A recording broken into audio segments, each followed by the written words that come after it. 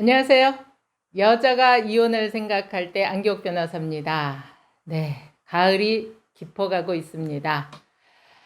오늘은 제가 여성들이 남편을 상대로 이혼을 준비할 때 우리가 그런 얘기 많이 듣잖아요.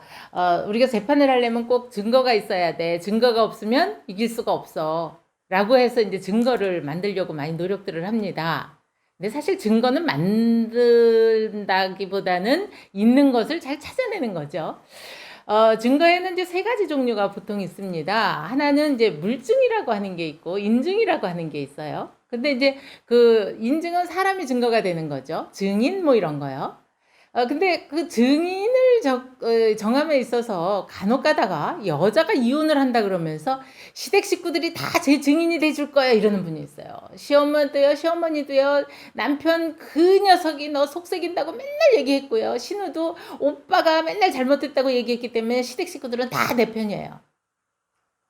과연 그럴까요?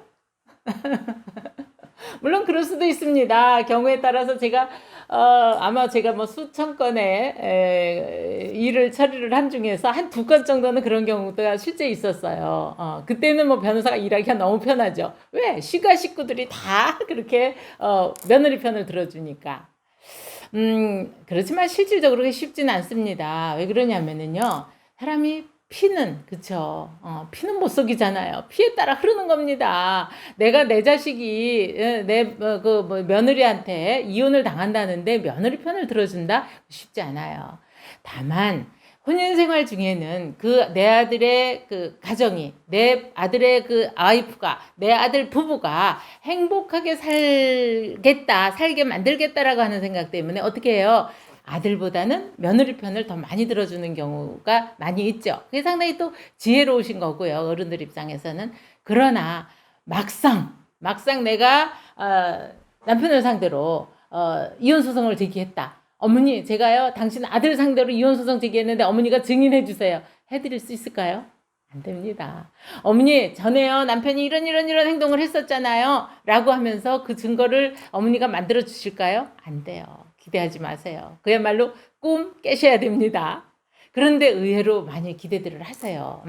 그래서 제가 그럴 때는 미리 말씀을 드려요. 아직 어머니께서 시어머니가 지금 며느님이 이혼을 준비하고 있다는 것을 모른다면 조금 치사한 방법이긴 하지만 지금이라도 어머니의 그런 말씀을 녹음이라도 해놓으세요. 그러면 나중에 그게 법정에서 증거로 내놓을 수는 있는 거니까 가능하지만 나중에 어머니가 제 증인이 돼줄 거예요 라고 하는 것은 믿지 마세요. 시도도 하지 마세요. 제가 그럽니다. 그 다음에 이제 또, 그 인증에 이제 물증이라는 게 있죠. 우리 법원에서 가장 많이 믿어주는 게 이 서면은 바뀌지를 않는 거거든요. 그러니까 서면이라고 하면 주로 뭐가 있을까요? 뭐 각서 뭐 이런 거죠. 남편이 여보 내가 잘못했어. 다시는 당신한테 이렇게 폭력을 하거나 그러지 않을게. 어떤 분은 내가 그렇게 하면 내 전 재산 다 당신한테 주고 나 헤어져 줄게. 이렇게 각서 써주는 분이 있어요.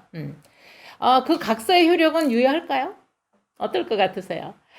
물론 그 각서의 효력이라고 하는 것은 남편이 뭐뭐를 잘못했다라고 하는 하나의 그것에 대한 증거는 될 겁니다. 그러나 거기에 내 재산 다 당신한테 줄게. 그거는 증거 효력이 없습니다. 법원에서는 그대로 인정해 주는 것은 아니고요. 설사 그런 각서를 써줬다 하더라도 법원에서는 그 혼인생활 중에 형성한 재산분할 얘기하는 겁니다. 혼인생활 중에 형성한 재산에 대해서는 그 기여도에 따라 나누죠. 물론 이제 재산분할이라고 하는 것은 사실 뭐 주장 입증이 다 필요하기보다는 현출되어 있는 그런 증거 자료를 갖고 판사가 직권으로 정하기 때문에 어느 정도 우리가 주장 입증하고는 좀 다른 판단을 받을 수는 있습니다. 다만 그런 각서가 있다고 하는 것은 우리에게 굉장히 유리한 것은 틀림이 없죠. 네.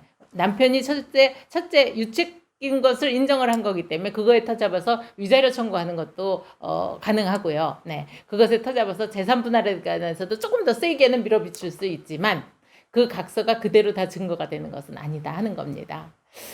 그다음에 이제 그 서증 외에 또 하나 우리가 증거 자료를 삼는 게요. 예컨대 뭐 아무리 부부라 하더라도 지금은 개인 정보에 관한 것이 철저히 보장이 되기 때문에 남편의 뭐 계좌번호 하나, 남편의 전화 내역 하나 제가 뽑을 수가 없어요. 아내라고 하더라도 혹은 남편이라고 하더라도 배우자 거를 할 수가 없습니다.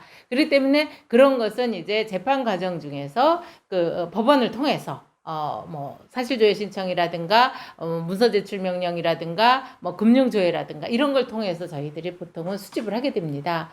그래서 그런 것은 일단 거래를 한 내역, 통화를 한 내역. 근데 요즘은 사실은 통화 내역도 법원에서 잘 채택을 안 하고 통신사에서도 잘 안 보내줘요. 그래서 이 증거 방법의 흐름들이 많이 바뀌고는 있습니다. 그러나 우리가 일단 이제 재판을 준비한다, 정말 이혼을 준비한다라고 했을 때는 증거에 관해서는 그 세 가지 물증, 서증, 그다음에 법원을 통한 수집 이렇게 있다고 하는 거 아시고요. 역시 뭐 고민되시고 그랬을 때는 항상 전문가와 의논해서 해결하시면 많은 도움을 받으실 수 있을 겁니다.